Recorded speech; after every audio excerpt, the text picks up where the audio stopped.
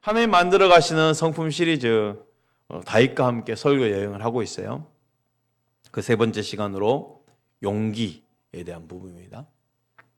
오늘 주일 오후 때에는 이 용기의 앞부분, 환경과 진실에 대한 부분을 더 나눌 건데 그 설교는 오늘 용기에 대한 부분을 먼저 주일 설교를 할 거예요. 살다 보면요, 현실을 직시하지 못하는 그 아픔이 순간 몰려올 때가 있어요. 사랑하는 사람들의 갑작스런 죽음들, 또 예기치 못하는 고치기 힘든 질병들, 실직, 또 거절당하는 그런 모든 상황들, 이런 일들이 예기치 못하게 다가오죠. 설상가상이란 말이 있잖아요. 안 좋은 일은 왜 이렇게 겹쳐오는지 모르겠어요. 이미 어려움을 겪고 있는데, 위기를 겪고 있는데 거기에 또 다른 위기가 닥치면 그때는 정말 모든 거 놓아놓고 싶죠. 다 포기하고 싶은 거예요. 그럴 때 절망이라는 표현을 합니다. 다윗의 인생도요, 이 절망의 나락으로 빠질 만한 여러 번의 일을 겪었죠. 그때마다 하나님께서 피할 길을 주시고 힘을 주셨고 그 힘을 가지고 다시금 사명을 향해서 달려갈 수 있었어요. 오늘 하나님의 성품 시리즈 용기에 대한 부분이에요. 이 용기에 대한 부분 반대적인 개념은 뭐겠습니까? 절망이죠. 낙심이죠. 이 절망과 낙심을 이겨내는 것이 바로 하나님 주시는 힘이라는 거예요. 용기라는 거예요. 지난주 다윗 골리앗과의 싸움 가운데 그 믿음으로 뭘 이겼습니까? 두려움을 이겼다고 그랬잖아요. 처음 설교 여행 이 성품 시리즈 할 때 인격에 대한 부분을 나눴잖아요. 보여주는 외적 이미지, 하지만 하나님 중심을 보신 하나님, 내 마음의 인격을 가지고 움직이신 하나님. 지금 이 성품 가운데 나눌 때는 꼭 반대되는 개념이 있어요. 그걸로 지금 나에게 몰아쳐 오는 거죠. 낙심과 절망. 지금 이 낙심과 절망을 이길 수 있는 것은 하나님 주신 용기라는 거예요. 우리가 예수를 믿고 따르면 무조건 삶이 순조롭고 축복만 펼쳐질 거라고 생각해서는 안 됩니다. 물론 하나님이 만들어 가시지만 그 과정 속에서 사단이 이 과정을 통과하지 못하도록 올무를 쳐놓기도 하거든요. 그 약한 부분을 가지고 말이죠. 다윗도 약한 부분이 있었어요. 지금까지 잘 이겨왔는데 이 가나안 땅 안에서는 도저히 사울에게 이제 죽음을 당할 것 같은 거예요. 그래서 결국에는 블레셋 왕 가드의 아기스에게 망명을 합니다. 그런데 그 망명이 다윗을 넘어뜨리고자 하는 올가미를 만들 수 있는 좋은 기회를 사단에게 제공했던 거예요. 사단마귀가 다윗에게 이중으로 올가미를 준비했네요. 그 하나는 블레셋이 이스라엘과 전쟁 가운데 다윗을 그 블레셋 편에 서서 자기 백성과 싸움의 전쟁에 나가도록 하는 올가미와 또 이 전쟁에 참석했을 때에 잠시 피워놓은 이 집에 온스 아말렉이 쳐들어와서 식구들, 가족들, 또 함께한 사람들의 모든 재산까지 다 약탈해가 다 불태워버렸다는 이 두 가지 올가미가 밀어닥친 거예요. 정말 엎친 데 덮친 격으로 낙심과 절망에 빠지게 만들어버렸다는 거죠. 다윗은 이제 꼼짝없이 사단의 올무에 걸려들 수밖에 없는 상황이었던 것입니다. 그런데 어떻게 이 위기와 절망을 이겨낼 수 있었을까요? 오늘 본문 말씀을 이해하기 위해서는 그 배경을 좀 알아야 됩니다. 중요한 것은요, 이렇게 다윗이 연약하고 불순종함에도 불구하고 그 속에서도 하나님은 일하고 계신다는 거예요. 우리의 연약함이 있을 수 있죠. 우리의 불순종 가운데 그 약한 부분에 사단의 올무 가운데 내가 빠져 들어갈 수 있죠. 그런데 정말 중요한 것, 하나님은 그때에도 하나님 나라를 위해서, 하나님의 영광을 위해서 일하신다는 거예요. 하나님 일하고 계십니다. 그 일하심의 첫 번째는요, 세상이 나를 미워한다는 거예요. 세상이 나를 미워하는 것, 이게 왜 하나님의 일하심일까? 이 안에는요, 나를 향한 하나님의 섭리가 있다는 거 아십니까? 다윗이 딱 그 상황이었어요. 자, 사울 왕이 존재하고 있음에도 불구하고 하나님은 사울을 버리셨다겠어요? 그리고 사무엘을 통해서 다윗을 왕으로 기름 부었네요. 다윗이 왕으로 기름 부음을 받았다고 해서 왕이 될 수 있는 상황은 아니잖아요. 온 나라의 백성이 인정을 받아야 되고 공식화되지 않은 이상 다윗은 지금 아무것도 아닙니다. 그러잖아요. 누가 다윗을 왕으로 생각하겠어요? 아무것도 아니죠. 하지만 이 기름 부음 받은 다윗을 하나님께서 차근차근 만들어 가시는 거예요. 그게 성품으로 말이죠. 자, 집안에서조차 자격이 없었습니다. 이름도 불려지지 않는 다윗인데 그 이후 골리앗과 싸움을 승리로 한순간에 신분이 상승이 됩니다. 사울이 다윗을 자기 곁에 두면서 보내는 곳마다 다윗이 지혜롭게 행하는 거예요. 그러니 다윗을 금방 군대 장관으로 삼아버렸네요. 그런데 이 다윗을 총애하는 것도 얼마 되지 않았어요. 백성들이 다윗을 너무 좋아하니까 이제 그 다윗이 오히려 자신의 왕권을 위협하는 존재처럼 보여지는 거예요. 그러니 이제 사울은 다윗을 간접적으로 없애고자 작업을 합니다. 블레셋과의 전쟁에 자주 내보내기도 하고 자신의 딸을 결혼시키는 그 지참금을 명목으로 위험한 일을 시키기도 하고 그럴 때마다 다 승리하면서 돌아오니 이제 간접적으로 했던 일을 직접적으로 노골적으로 하기 시작해요. 사냥하듯이 다윗을 추격하고 그 다윗 한 사람 잡기 위해서 온 군대를 동원시켜서 3,000명이 다윗이 숨어있는 굴에 둘러서 진치기도 하고 그때마다 하나님께서 피할 길을 주셨지만 다윗도 결국에는 그 유랑의 끝에 끝자락에 블레셋 땅으로 넘어가는 선택을 하게 된 거죠. 사무엘상 27장 1절 2절 말씀입니다. 다윗이 그 마음에 생각하기를 내가 후일에는 사울의 손에 붙잡히리니 블레셋 사람들의 땅으로 피하여 들어가는 것이 좋으리로다. 사울이 이스라엘 온 영토 내에서 다시 나를 찾다가 단념하리니 내가 그의 손에서 벗어나리라 하고 다윗이 일어나 함께 있는 사람 600명과 더불어 가드 왕 마욱의 아들 아기스에게로 건너가니라. 이스라엘 왕으로 세울 것이라는 하나님의 약속을 받았음에도 불구하고 자신이 지금 이스라엘에 남아 있다가는 사울의 손에 언젠간 죽게 될 것이라는 그 두려움이 엄습한 거예요. 골리앗을 죽일 때만 해도 하나님 향한 믿음이 두려움을 이겨낼 수 있었는데 이게 시간이 너무 오래되다 보니 다윗도 두려움을 이겨내지 못하는 거예요. 어느 순간 다윗도 사울왕에 의해서 언젠가 죽을 것 같다는 두려움에 사로잡힌 거죠. 지난번에 말씀드렸잖아요. 두려움의 특징 중 하나가 뭡니까? 나에게 두려움을 주는 그 어떤 요소라 할지라도 그것이 실제로 나를 해한다, 해하지 못한다. 해하지 못한다예요. 한마디로 우리가 두려움에 빠지는 대부분의 일들은 되어지지 않는 앞으로의 일 때문에 좌절하는 거예요. 뭔가 나쁜 일이 생길 것 같아서, 뭔가 어려운 일이 생길 것 같아서 생긴 게 아니에요. 그럴 것 같아서 두려움에 빠진다는 거죠. 지금 다윗이 딱 그랬습니다. 뭐합니까? 그 마음에 생각하길 내가 후일에는 앞으로 사울의 손에 붙잡히리니 죽을 것 같다는 거예요. 사실 이 마음을 먹기 전에 어떤 상황이냐면 그 굴에서 사울을 살려준 거거든요. 2번이나. 그때 다윗이 자신의 정당함을 드러내고 사울은 자신의 잘못함을 고백해주고 내가 다시는 널 쫓지 않을게 하면서 돌아가면서 그 이후로 다윗을 만날 수가 없었습니다. 그 이후로 사울은 전쟁 가운데 죽게 되고 그리고 다윗이 이제 왕이 될 수 있는 길만 열리게 되는 상황이에요. 근데 그거 못 참고 다윗이 앞으로 죽을 것 같아서 아이고 여기 있다가는 내가 죽을 것 같아. 저 블레셋 땅으로 넘어가 버리자. 망명을 한 거란 말입니다. 자기를 따르는 600명의 부하들과 함께 블레셋 가드왕에게 거짓으로 투항합니다. 자, 가드왕 입장에서 얼마나 좋은 기회입니까?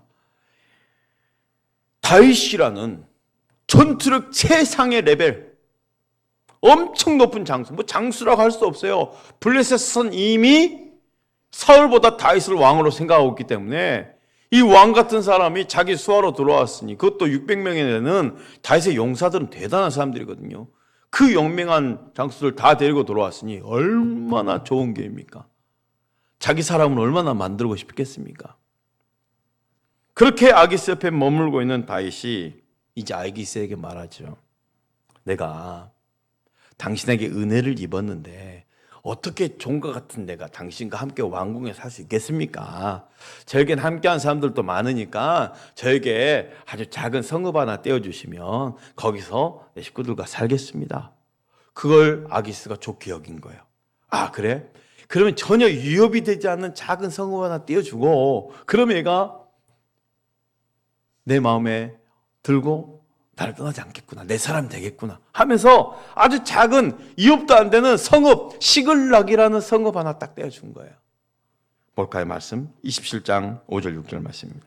다윗이 아기스에게 이르되 바라건대 내가 당신께 은혜를 입었다면 지방 성읍 가운데 한 곳을 내게 주어 내가 살게 하소서. 당신의 종이 어찌 당신과 함께 왕도에 살리이까 하니 아기스가 그날에 시글락을 그에게 주었으므로 시글락이 오늘까지 유다 왕에게 속하니라. 여러분 보세요. 시글락이 오늘까지 유다 왕에게 속하니라. 이거 참 중요한 말입니다. 따라합시다. 시글락이 오늘까지 유다 왕에게 속하니라. 이 상황이 왜 중요하냐면 하나님이 일하고 계시다라는 증거예요. 이 시글락이라는 성이 어떤 성일까? 여호수아 시대 때 이미 이 지역이 이름이 나오거든요. 이 시글락은 뭐냐면 여호수아 가나안 성에 이제 가나안 땅에 입성했을 때 이제 각 지파에게 땅을 배분하잖아요. 땅을 배분하는데 이 시글락이 유다 지파의 배분이 된 땅이에요.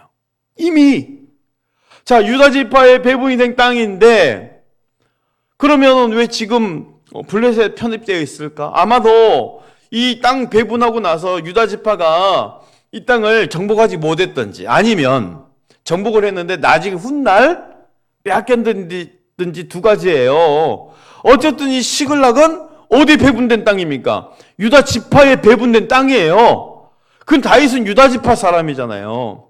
그런데 이 시글락이 빼앗겼던 이 시글락이 아직 정복당하지도 못한 시글락이 원래 다윗의 땅이어야 되는데 다윗이 피 한 방울 묻히지 않고 이 땅을 그대로 받는 거예요.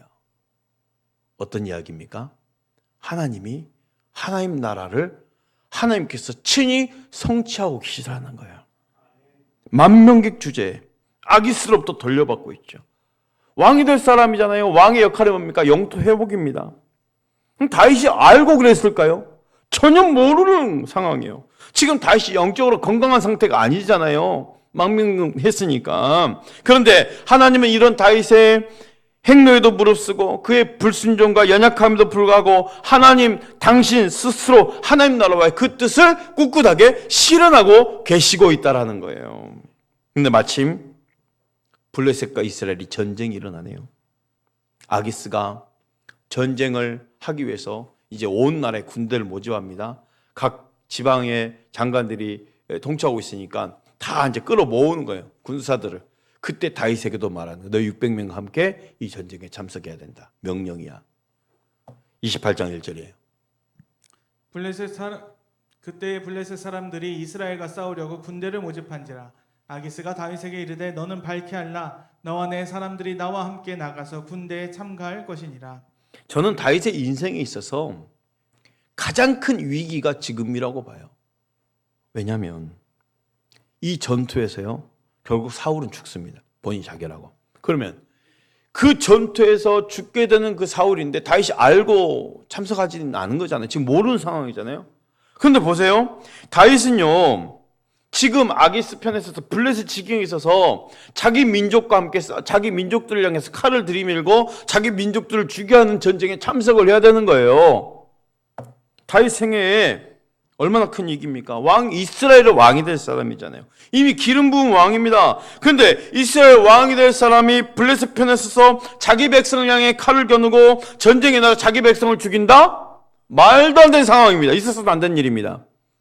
혹여 참석했다가는 본인이 사울을 죽이지 않았어도 참석했다가는 나중에 왕이 될 수 없어요. 정당성 완전히 잃어버려요. 자기 민족을 죽인 사람이 어떻게 왕으로 세울 수 있습니까? 반대로 그럼 다윗이 이 전쟁에 참석하지 않으면 되지요? 아니에요. 이 군대를 모집할 때는 자기 식구들과 가족들 다 벌모로 잡혀있는 상황이에요. 사실은 참석하지 않으면 반역자로 몰려 죽임을 당하는 거죠. 이러지도 저러지도 못하는 올감에 지금 걸려 있는 거예요.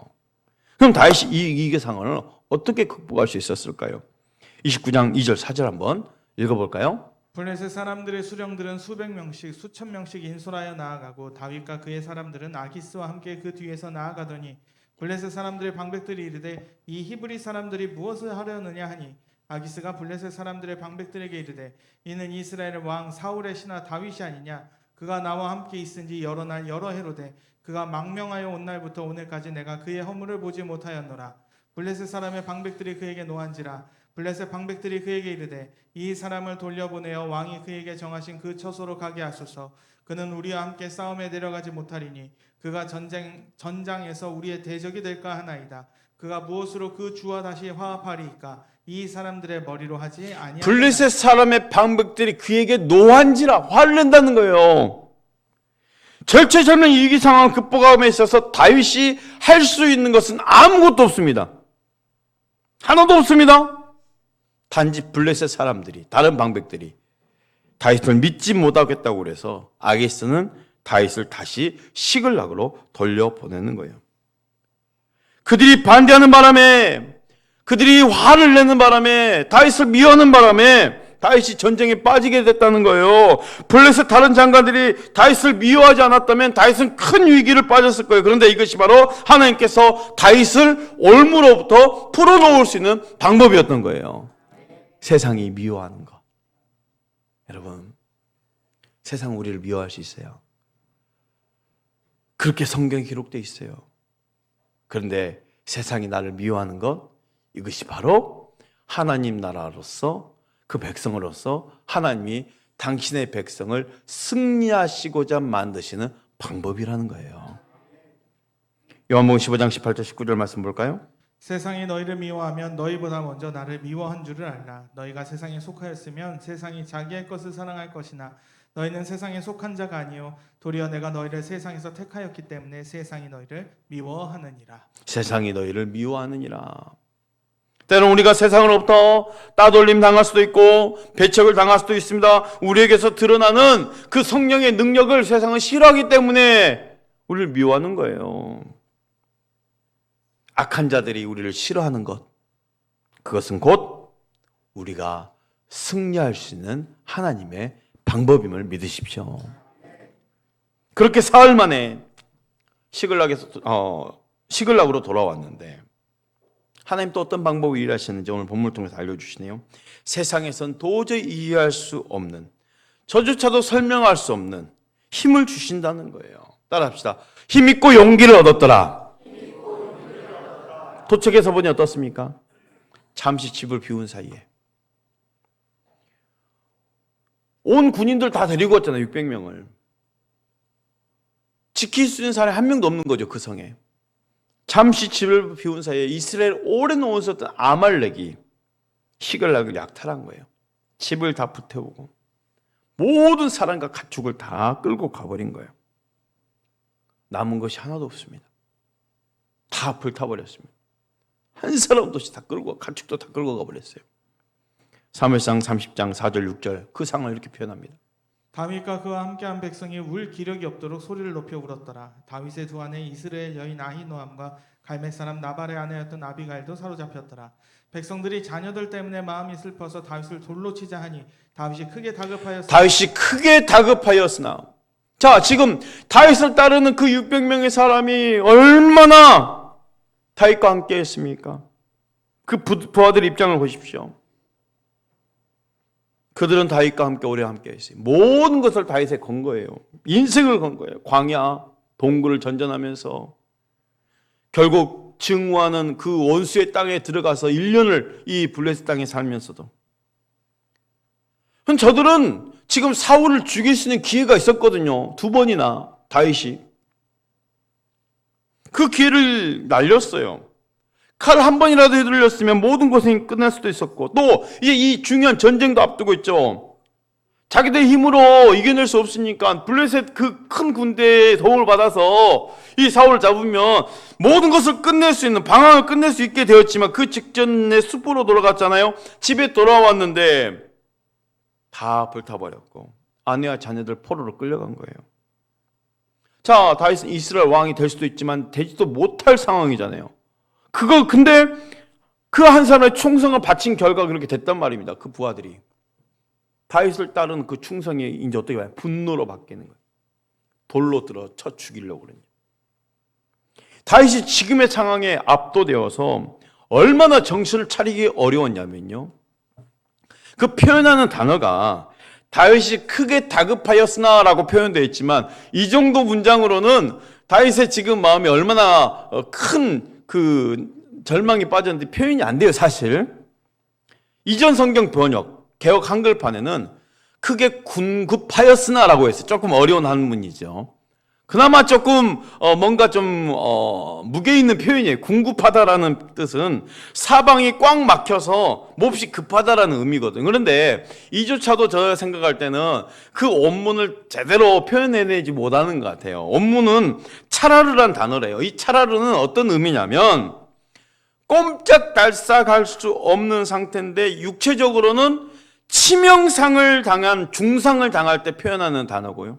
정신적으로는 절제절명의 상황에서 고통당하는 의미로 썼어요. 그러니까 지금 다윗의 마음이 어떤 상태라면은 다윗의 마음이 마치 육체적으로 치명상을 당한 중상을 입을 정도의 마음을 지금 입은 상황. 그러니까 헤어날 수 없는 거예요. 완전히 절망 낙심이에요.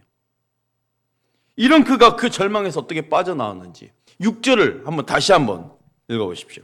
백성들이 자녀들 때문에 마음이 슬퍼서 다윗을 돌로 치자 하니 다윗이 크게 다급하였으나 그의 하나님 여호와를 힘입고 용기를 얻었더라. 따라합시다. 그의 하나님 여호와를 힘입고 용기를 얻었더라.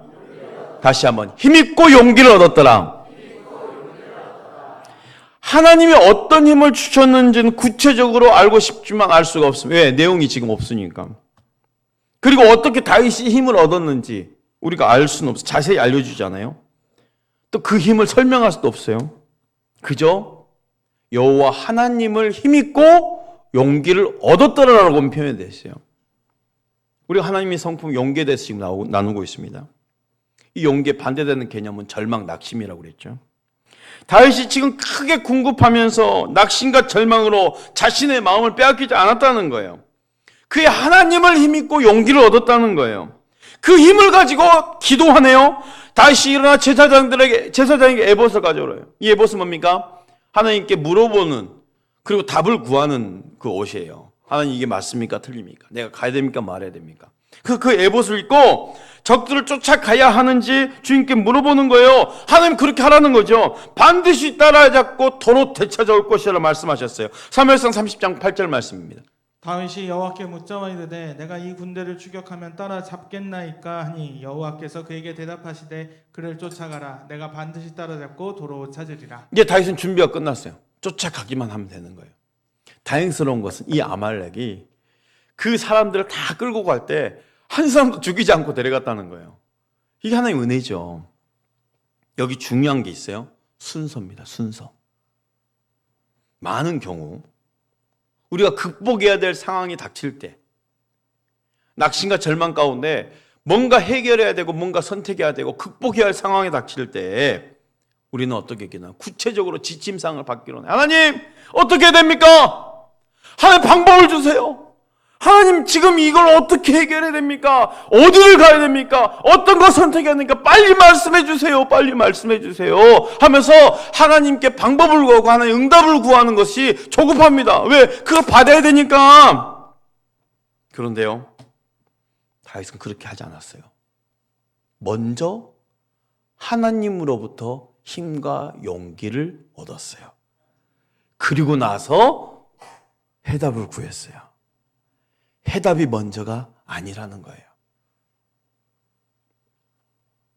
우리가 하나님께 함께 하신다는, 하나님은 나와 함께 하신다는 확신을 지금 보여주시기 전에 먼저 하나님으로부터 용기와 힘을 얻기를 원하십니다. 그리고 하나님의 음성, 응답받기를 원하시는 거예요. 만약 내게 그런 하나님의 그 힘과 용기가 없는 상태에서 하나님의 응답이 쏟아졌을 때 과연 그 응답을 받을 수 있는 준비가 됐을까요? 응답이라는 것은요, 때로는 내가 감당하지 못할 것들도 부어지잖아요. 준비가 안 됐는데 이거 해라 하는데 더 못하는 거예요. 우리에게 필요한 것은요, 하나님으로부터 힘과 용기를 먼저 얻는 것이 중요합니다. 그래서 우리는 하나님의 임재를 먼저 사모해야 돼요. 만약 다윗이 먼저 하나님께 여쭤보고 하나님 답을 먼저 받았다면 그 답에 대한 반응에 따라서 하나님 어떤 답을 주실 것인지 그 반응에 따라서 태도가 달라졌을 거예요. 안 돼. 쫓아가. 둘 중에 어떤 한 가지라도 답을 얻을 때는요, 내 마음의 준비가 돼야 되거든요. 근데요, 하나님의 임재와 그 관계 가운데 위로받기보다 일의 결과에 대해서 정말 좌우되어버리는 그런 상황이 되어버리는 거죠. 하나님께서는요, 다윗이 힘과 용기를 찾게 되기까지 기다리셨어요. 그리고 힘과 용기를 얻은 후에 응답을 주시는 거야. 쫓아가라. 다시 되찾아올 거야. 근데 만약 보세요. 낙심했어요. 절망했어요. 근데 다윗이 하나님의 임재 가운데 항상 하나님을 붙들지 않았다면 그 낙심 가운데 지금 자기를 따른 충성스러운 용사들이 다 돌을 들고 우리가 저 사람 따라다니다가 결국 이꼴됐다고 왕도 되지도 못할 거면서 이렇게 됐다고 하면서 돌 들고 지금 죽이려는 상황에 만약에 하나님으로부터의 어떤 힘과 용기가 없었다면 분별력이 있는 결단도 못 하잖아요. 완전히 낙심한 돌을 든 순간 그냥 좌절했을 거예요. 돌 맞아 죽었을 겁니다. 근데요, 다윗은 하나님의 임재가 먼저였어요. 하나님과 관계를 놓지 않으니까 이 위급한 순간에도 누구를 생각한 겁니까? 하나님입니다. 이 위급한 순간에도 하나님의 임재가 가장 급한 거예요. 하나님. 그런데 순간 하나님으로부터 힘과 용기가 들어온 거예요. 저는 이 힘을 설명할 수가 없어요. 어떤 식으로 힘이 왔는지 어떤 용기인지는 설명이 안 되는 거예요. 그러나 힘과 용기가 들어온 순간 다윗은 정신이 바짝 들었어요. 애복 가져와라. 내가 지금 기도하겠다. 여러분, 기도도 힘이 있어야 하는 거 아시죠? 그 힘을 하나님 주신 거예요. 저는 수차례 그런 경험을 많이 봤어요. 기도할 힘도 없을 때가 있어요. 근데 어느 순간 이 힘이 몰아닥쳐 오면요, 그 순간 정신 바짝 차려져요. 그리고 기도할 힘이 생기는 거예요. 여러분, 사람을 먼저 찾는 것이 아니라 응답을 먼저 찾는 것이 아니라 하나님을 먼저 찾으시길 바랍니다. 하나님으로부터 힘과 용기를 먼저 얻으시길 바랍니다. 이게 절망을 이기는 방법이에요. 방법을 찾는 것이 아니라 하나님을 찾는 것, 하나님부터 힘과 용기를 얻는 것, 이게 낙심과 절망을 이기는 먼저 순서예요. 갈멜산에서 850명의 바알 선지자, 아세라 선지자와 혼자, 엘리야 혼자 싸웠대. 850대 1로 싸우잖아요. 불같은 권능이 임했습니다. 불이 임했잖아요. 그래서 이 엘리야가 온 백성들에게 저 850명 다 잡아 끌어오라고. 그리고 저 850명 목을 다 쳐버리는 엘리야가 얼마나 권능이 강력했던지 그 엘리야 한 명을 못 해내는 거야. 그 불같은 권능이 엘리야에게 임하는 땐 그 바로 이후에 어떤 상황이 생겼습니까? 이세벨이 너 잡아 죽이겠다, 이 말을 전해주는 거야.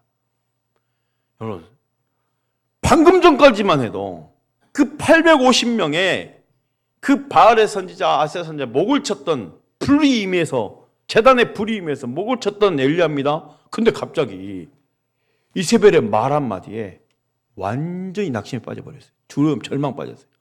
도망가 버렸습니다. 광야로 도망가 버렸어요. 엘리야가 며칠 도망갔냐고 성경에 기록된지 아십니까?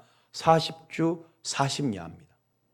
가다가 지치면 거기에 쓰러져 자고, 쓰러져 자니까 천사가 와서 보듬어주면서 물 한 컵에 물, 먹을 떡 하나 먹이면서 기운내, 조금만 힘내.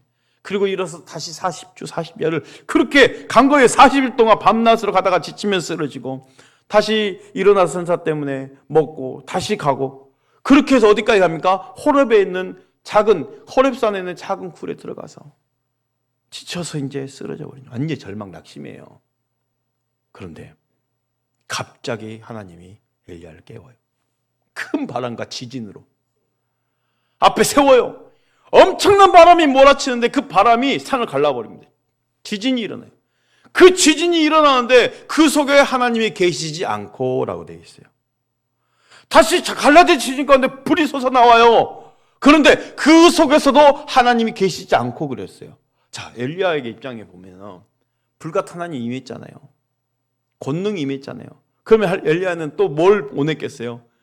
불같은 하나님, 지진을 일으키시고 산을 가르는 그 하나님을 원했을 거예요. 다시 하나님 그런데 그 속에 하나님 계시지 않고, 그리고 뭐예요? 세미한 소리 가운데 하나님이 엘리야에게 함께 하시는 거예요. 세미한 소리 가운데. 무슨 의미입니까? 엘리야야, 너가 권능이 있든지 권능이 없어 약해 있든지 난 너와 항상 함께하고 있었어. 그거 알려주시는 거예요. 그 세미한 소리로 엘리야를 다시 한번 일으켜 주시는 거예요. 그리고는 엘리야에게 사명을 주셔요.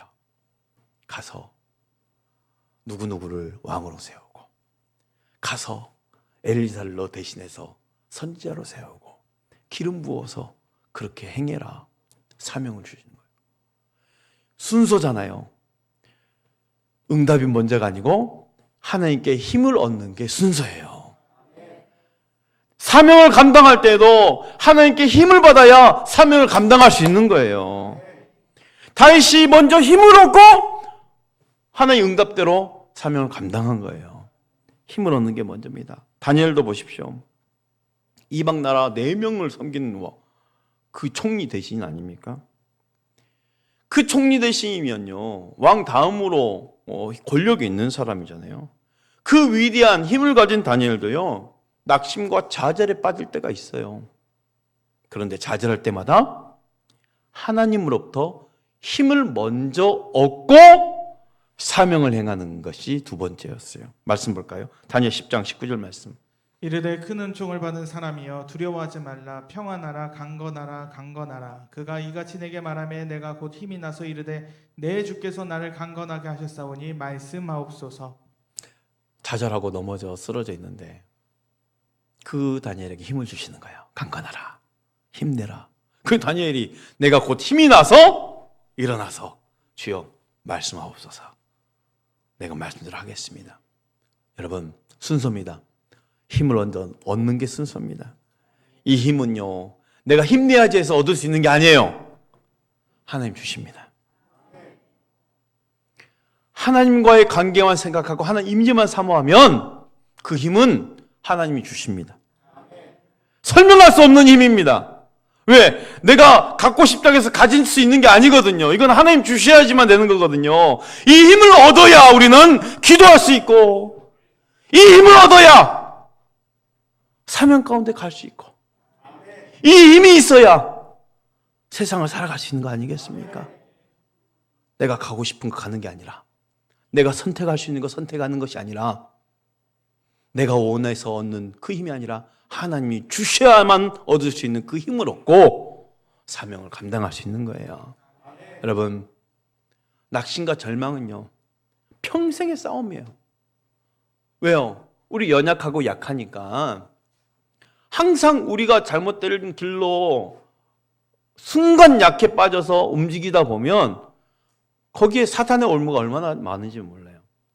블레셋 땅으로 안 들어갔으면 됐잖아요.